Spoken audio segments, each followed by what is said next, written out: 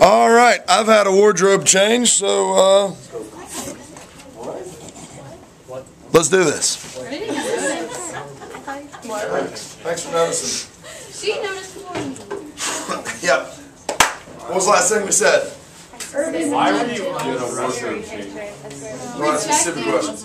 Real things. Rejecting stereotypes like Yeah. pt2 Washington. So, again, we're rejecting a lot. The new Negro is rejecting a lot of those old stereotypes. A lot of that stance of casting down your buckets and kind of buying into the status quo and do manual labor and have patience that things will change. The new Negro rejects all this stuff.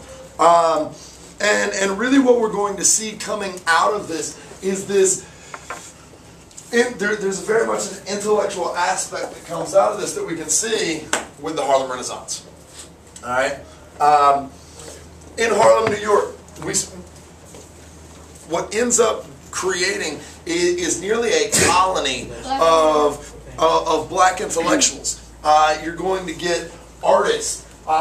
You're going to get poets, writers like Langston Hughes, musicians, Louis Armstrong.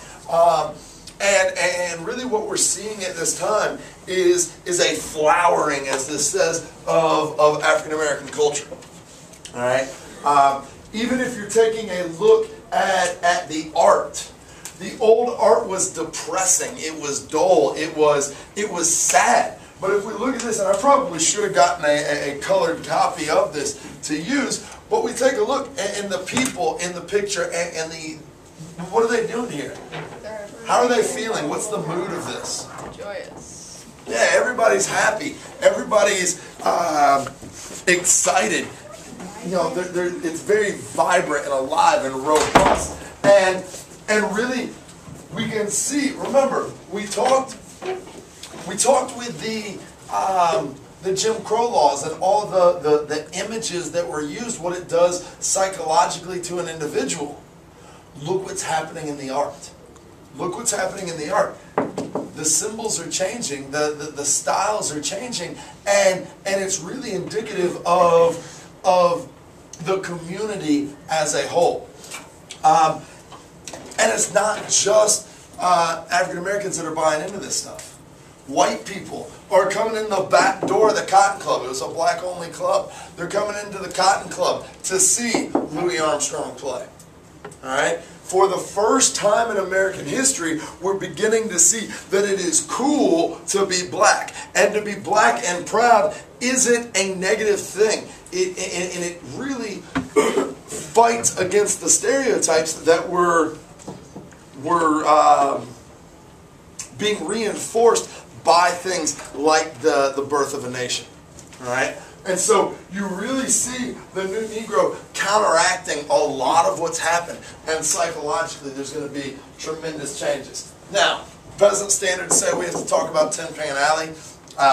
Tin Pan Alley was a street in Harlem, and they said that at any point, the day or night, you could go down Tin Pan Alley and there would be people painting in the streets or reciting poetry or simply a child banging on a tin pan.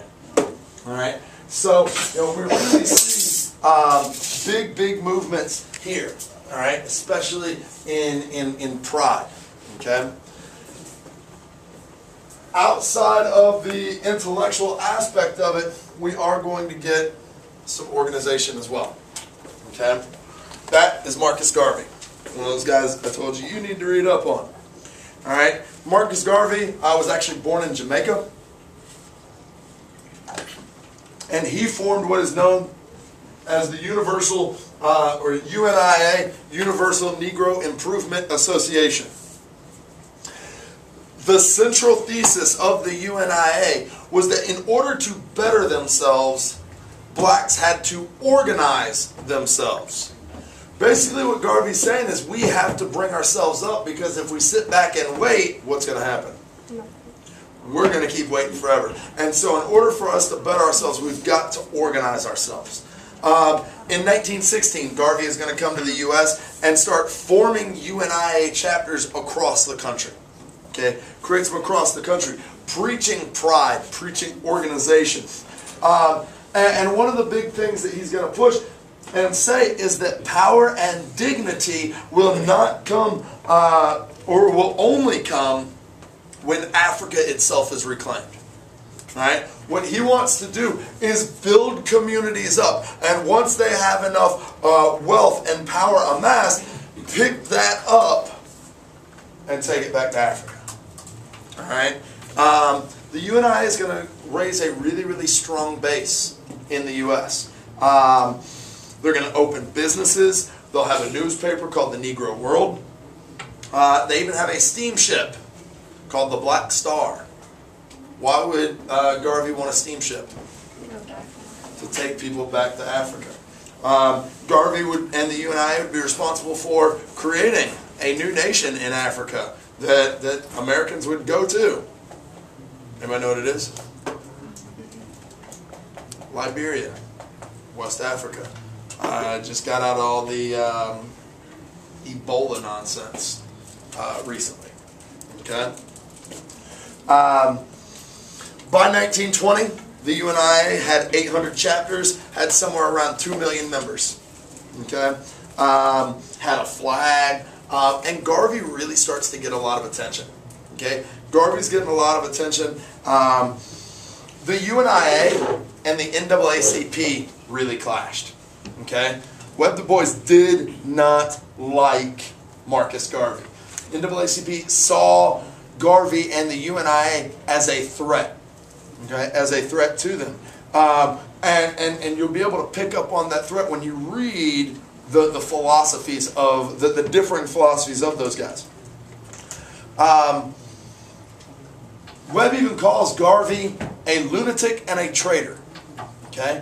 And I think he probably calls him that because in 1922, Garvey is going to meet with two people, Ed Clark and Elizabeth Tyler. Who are they? Yeah. Those same people who helped organize the Klan. Why do you think he'd meet with them? Yeah, to try to figure out, get some ideas, some organizational ideas off of them. All right.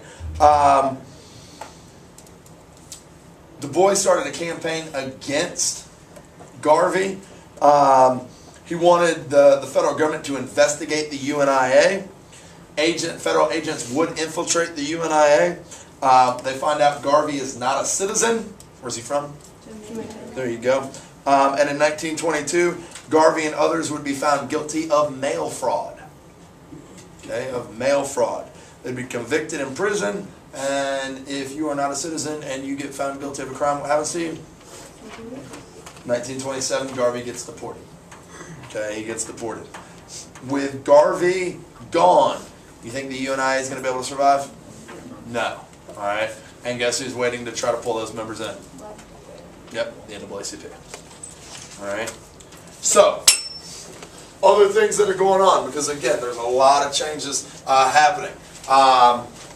1919, we're going to get the 18th Amendment.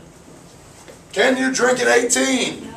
Can you at 21? Yes. Easiest way to remember the difference between when Prohibition hit and when it gets repealed. 1819, Prohibition hits. Now you got to think back, all the way back to what, the 1830s, 1840s. We talked about how lips that touch liquor shall not touch ours. You remember the American Temperance Union with those beautiful faces? Yeah. It's been pushing Prohibition. Remember, they said that alcohol is the cause of all crime, disorder, and chaos in the country. Now we're finally seeing it almost 100 years later, 80 years later, we're seeing it become an amendment. All right? Nationwide, we go dry. Now, you get rid of all the alcohol in the country. Is that going to solve your problems? No. We know it's not, but they don't, and so we gotta let that thing ride for a little bit. All right. Just like we have the new Negro, we'll talk more about the 18th Amendment and this guy. Who is this? Al Capone. We'll talk a lot more once we get deeper into the 1920s, and we can begin to see how industries are growing in opposition of Prohibition. We'll talk more about that a little bit later on. But like I was saying, just like the new Negro is a new mindset, women have a new mindset as well. The new woman. All right? Women are starting to come out and say, hey, our place is not in the kitchen. And this idea of the new woman rejects a lot of those old stereotypes. Okay? New thing, well, not necessarily new, but there's going to be an increased push for women in college. You're going to see the number of women's colleges increase, and you're going to see the number of women graduating college increase exponentially. Women are going to start going after professional occupations.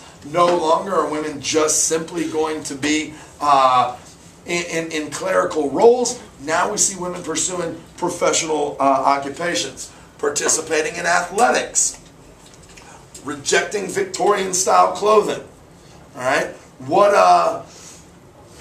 what favorite Halloween costume is going to be popular at this time?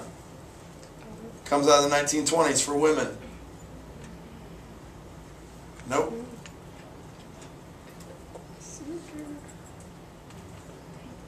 Short skirts, feather in your hair. Flappers. Alright? Women start going out and drinking and smoking cigarettes. Scandalous. Yeah. How scandalous, and showing a little leg? Good grief. And it's all coming out right here. Really the capstone to the, at least to first wave feminism that we're in the midst of right here is going to be the 19th Amendment. Okay? 19th Amendment does what? Women's suffrage. Alright? Women's suffrage. Before it became a constitutional amendment, it was a state's right. Anybody know what the first state to allow women to vote was? Wyoming. Wyoming. Probably Wyoming because they needed enough votes to actually be considered a state. Okay? Yeah, Wyoming is still, I don't know, they probably still only have 3 electoral votes. Don't quote me on that, I have to go check that. But I know it's not many. In 1917, New York would allow women, and once the state of New York starts allowing women to vote, the rest of the country falls in line. The Senate passed it in 1918, the House in 1920, and the states ratified it in 1920. All right, so women are voting now. Now we have everybody voting. Okay.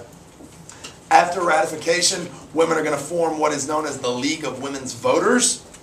They're going to have about somewhere around 2 million members strong, and the League of Women's Voters was created to pursue and keep up with women's rights. Okay, keep up with women's rights. They're going to push for an Equal Rights Amendment in 1921 that said all citizens should be equal. What are they trying to get repealed? Plessy versus Ferguson, separate but equal. Is it going to pass? No, they'll get it actually to Congress in 1923, but it's not going to pass. Women, we will start seeing women in government. In the 1920s, 2 states would elect women as governors. One would be Texas, the other Wyoming. There'd be 1 woman in the U.S. Senate. Anybody know what state? Wyoming. Georgia. Georgia would actually vote for a woman for the Senate. When are these? When are these? Through the 1920s. And through the 1920s, we'll see 145 or so women in their state legislatures. Okay. Even though women have the right to vote, women voting is still not very high. And so it's going to take a while. It's really going to take until second wave feminism hits in the 1960s-ish, where women are going to be able to turn voting power into political power. All right? But the ability to vote is now there. So, that brings us to a close for what we need to cover today. Any questions? No questions? Go Raiders! Amen.